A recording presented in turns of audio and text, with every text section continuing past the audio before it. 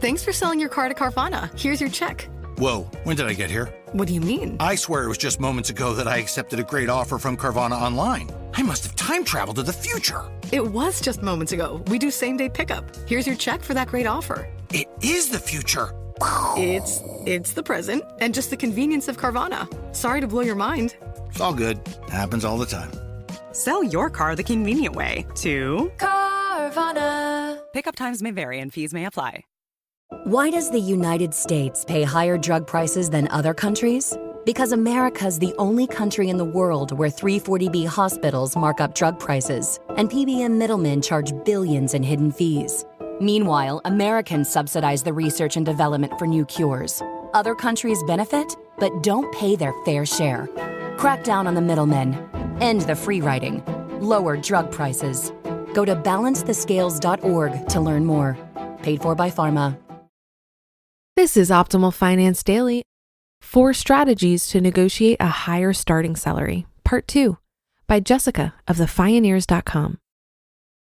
Number 2, do your research. It's always important to do your own research to determine what a fair wage would be for the work.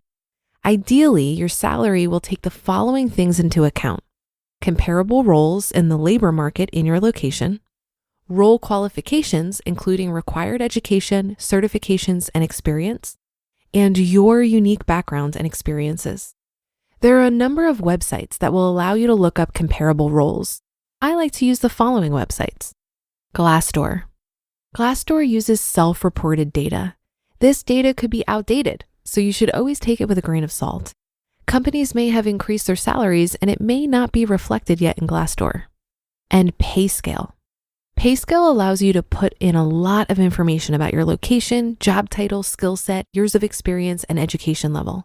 It then shares with you the salary range for your role. I like to use both of these websites together. The reason why is that I can look up the salary ranges in my area for a few different job titles on PayScale.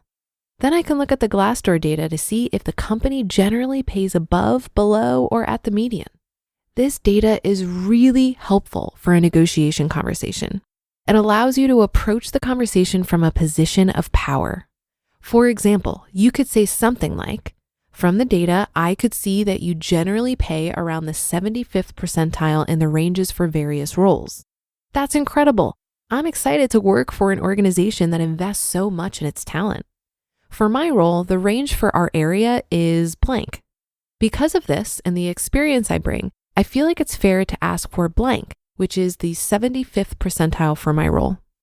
Depending on your role or industry, there might also be other salary data available. For example, there are many different nonprofit salary surveys. You can also look at a nonprofit organization's 990 forms to see how much they pay their top executives. There are even a few industries, such as healthcare or government, where salaries are part of the public record. Number 3, know the different types of compensation that could help meet your needs. You may encounter a situation where a company comes back and tells you that they can't increase your base salary above a certain amount. The reason could be that they want to make sure your salary is equitable with existing employees. I can definitely understand this. An employer doesn't want to bring in someone new and pay them a much higher wage than an existing employee who has experience within the company. At the same time, the company will incur much higher costs to rehire for the role if they can't hire you. If this is the case, there are a few things that you could ask for in lieu of a salary increase so that it doesn't impact the pay equity across the team. Number 1, a signing or transition bonus. This is not added to base pay. It's typically paid out upon someone's start date and or their first anniversary. Number 2, relocation assistance. If you need to relocate to take on the role, you could ask for help with your relocation costs. Number 3, student loan payback support. And number 4, to work fewer hours. While this doesn't increase your overall pay, it would increase your hourly rate. In the case of my recent client's salary negotiation, they were not able to provide as much of a change in salary as she had hoped. The reasoning was that they wanted to ensure equity across the team. Yet they were able to offer her a signing bonus that almost covered the difference between what they offered and what she asked for. They were also able to support her in applying for a student loan payback program. This program requires the employer to pay a certain percentage of the payback each year. Number 4, take your time. No one expects you to respond to a job offer at the moment it's offered. I recommend that people always take time to think about it. You need time to determine the questions you want to ask and to ensure that you can accept the offer happily. You can then come back with a counteroffer a few days later after you take your time to figure out what you would be happy with. Also, it's important to know that the person you are talking to often doesn't have the authority to give you what you want at the same moment. They'll need to talk to their boss and likely look at the budget to see what's possible. If you approach the exchange as a problem-solving conversation, your new supervisor is more likely to advocate on your behalf. It'll feel worth it for them to propose creative solutions to help get you closer to your ideal proposal. One unexpected benefit of negotiating. If you negotiate, you will hopefully receive a higher starting salary. That is the expected benefit. There's also one important and unexpected benefit of negotiating. It sets up more open and honest conversation with your boss from the very beginning. When you have honest conversations focused on problem solving, it creates a virtuous cycle. It makes it easier to have the next honest conversation that you need to have. And it gives you the reputation right away that you're not a pushover. People will expect you to advocate for what you want and set boundaries. In my opinion, that might have an even greater impact on your happiness at work than an increased salary ever could. Lucky for all of us, those two things go hand in hand. You just listened to part 2 of the post titled 4 Strategies to Negotiate a Higher Starting Salary by Jessica of the Fioneers.com. This message is brought to you by Apple Card. Does this sound familiar? You're in line at checkout, cart full of items, your toddler is screaming for a treat, and record scratch. You left your wallet in the car. Or was it at home? No need to panic. With your iPhone in hand, you can tap to pay using Apple Card with Apple Pay. And you'll earn 2% daily cash back when you do. So if your credit card isn't Apple Card, maybe it should be.